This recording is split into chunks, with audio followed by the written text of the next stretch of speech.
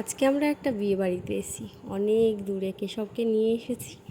আমি এসেছি, আমার শাশুড়ি আর শ্বশুরমশাই। শ্বশুরমশাই চলে যাবে, আর এখানটায় এসেছি কিন্তু আমরা বানিয়াতে। তো আমার ননদের দেওরের বিয়ে, ছোট দেওরের, ওই যে উনি দাঁড়িয়ে আছেন। এখানটায় কিছু নিয়মকানুন করবে। এই যে বউ পা ধোয়াচ্ছে, এই জিনিসটা কিন্তু আমি ফার্স্ট টাইম দেখলাম। আর এখানটায় কিছু নিয়ম আছে যেটা আমার প্রথম দেখা। তো একদমই গ্রামে কিন্তু বিয়েটা হচ্ছে। আর এখানটায় ভাত কাপড়ের দায়িত্ব নিচ্ছে। দেখো, আমাদের যেরকম দেখে এসেছি যে ভাত কাপড়ের থালাটা হাতের মধ্যে দিয়ে বলে আমি তোমার সারা জীবনের ভাত কাপড়ের দায়িত্ব নিলাম, কিন্তু এখানটায় সম্পূর্ণই আলাদা। বউ হচ্ছে সব থালাগুলোর থেকে খাবারগুলো দেখবে ঢাকনা খুলে খুলে, আর বর পেছন পেছন গিয়ে সব ঢাকনাগুলো আবার দিয়ে দেবে। এই যে নিয়মটা দেখতে পাচ্ছ। এবার কিন্তু বউকে আটকে দিয়েছে ভাইঝি, বোনঝি সবাই মিলে, বৌদিরা সবাই রয়েছে, সবাই মিলে বউকে আটকে দিয়েছে। এখানটায় টাকার দাবি করছে।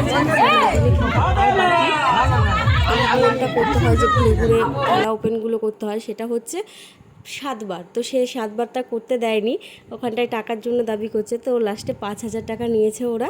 আর এই যে আমার কুট্টুসটাকে নিয়ে আমরা চলে এসেছি। এখন একটু দুপুরের খাওয়া দাওয়া করে নেব। তো আমরা জাস্ট একটু আগেই ঢুকেছি। তো এখানটায় দুপুরের খাওয়া দাওয়া করে তারপরে রাতে এখান থেকেই সাজবো। আর এই যে পুরো প্যান্ডেলটা দেখো, খুব সুন্দর করেছি, কিন্তু বউ বসানোর জায়গাটা একটু সুন্দর করলেই পারতো। এই যে রাত্রিবেলায় আমার আর আমার ছেলের সাজ কেমন হয়েছে সবাই কমেন্টে বলো। এখানটায় ওকে নিয়ে সেজে গুজে মালাটা চেঞ্জ করে নিয়েছি। দেখো এইখানটায় উল্টে যাচ্ছে মালাটা বারে বারে। আমার কেশব বারে বারে মালা কানের এগুলো ধরে টানাটানি করছে, ওর জন্য আর কিন্তু আমি কানের পরতে পারছি না। আমি যে ছোটো ছোটো কানেরগুলো পরি সেইগুলোও টেনে খুলে ফেলছে। আর এই যেখানে ওখানে দীপ ভাই নিয়ে নাচ করছে। দীপ ভাইকে আমি সাজিয়ে দিয়েছি, মানে শাড়িটা আমি পরিয়ে দিয়েছি, মেকআপটাও করেছে। হ্যাঁ, এটা এই যে এত লোকজনের মধ্যে কিন্তু এখনও কান্নাকাটি শুরু করেনি, তবে বেশিক্ষণ থাকিও নি। এই যে নতুন বউ রাত্রিবেলায় সাজগোজ কমপ্লিট করে নিয়েছে। লাইট জ্বলাতে দেখো প্যান্ডেলটার রূপটা যেন আরও বেশি সৌন্দর্য লাগছে। প্রচুর লোক কিন্তু ইনভাইটেড ছিল। তো এই যে আমার শাশুড়ি ওকে কোলে নিয়ে রয়েছে। আর এই যেহেতু শুভ যায়নি, একটু জ্বালাচ্ছিল। আর আমার দেওরের বাড়িও কিন্তু ওই পাশেই, মানে মাসি শাশুড়ির বাড়ি। তো এখানটায় ওর ছোটো কাকাই ওকে নিয়ে দেখো খেলা করছে, মানে কারুর কোলেই ঠিকঠাক করে থাকতে চাইছে না। আর এই যে মাসিদের সপরিবার চলে এসেছে, এখন খাওয়া দাওয়া করছি আমরা কফি। এই যে বড় দেওর, এটা আমার। এখানটায় কফির লাইন আর এখানে ফুচকার লাইন প্রচণ্ড ছিল, যার কারণে আমার শাশুড়ি রান্নার ওখান থেকে নিয়ে এসে আমাদের দিয়েছে, ওখানটায় দাঁড়িয়ে খেয়েছি। মানে চান্স পাওয়া যাচ্ছে না, পকোড়ার বালতি নিয়ে আসতে সব শেষ হয়। তাহলে এবার খাওয়া দাওয়ার ওখানটায় গিয়ে দেখা যাক কী অবস্থা। বাপরে দেখো, এত ভিড়, লম্বা লাইন। আমরা সবাই পেছনের মধ্যে দাঁড়িয়ে আছে। মাসির দেওর মানে আমাদের ছোটো মামা গেছে ওখানটায় জায়গা রাখতে।